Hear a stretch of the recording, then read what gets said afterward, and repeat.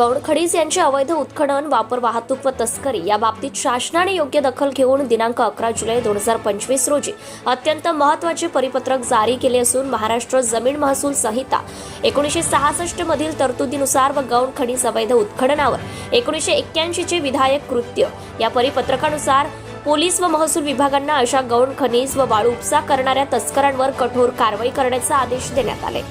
बोरगाव मंजू महसूल विभागात 3 व 4 मंडळात 20 ते 25 गौण खनिज, खदानी, हॉट मिक्स प्लांट, त्याचप्रमाणे स्टोन क्रशर इत्यादींचा सुळसुळाट झाल्यामुळे आजूबाजूचे शेतकरी प्रचंड तणावाखाली आहेत।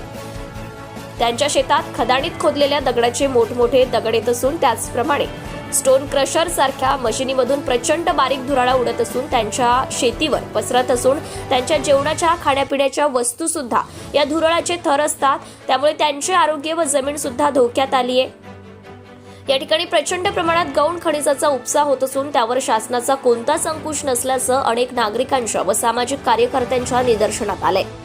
तक्रार करूनही कारवाई होत नसल्यामुळे अनेक शेतकरी मेटाकुटीस आले आहेत। या संबंधात येथील अनेक सामाजिक कार्यकर्ते व शेतकरी यांनी संबंधित अधिकारी हे कार्यवाही करत नसून त्यांना चिरीमिरीचे पोते मिळाल्यामुळे ते मूंग गिळून गप्प बसलेले आहेत। त्यामुळे त्यांच्या विरोधात मानव विकास मंच, मानव अधिकार हक्क संरक्षण संघटनेतर्फे जनहित याचिका दाखल करण्याच्या बाबतीत हालचाली सुरू आहेत। सत्यशोधक न्यूज चॅनलसाठी मुख्य संपादक Santosh Gavai. Subscribe now and press the bell icon. Never miss an update.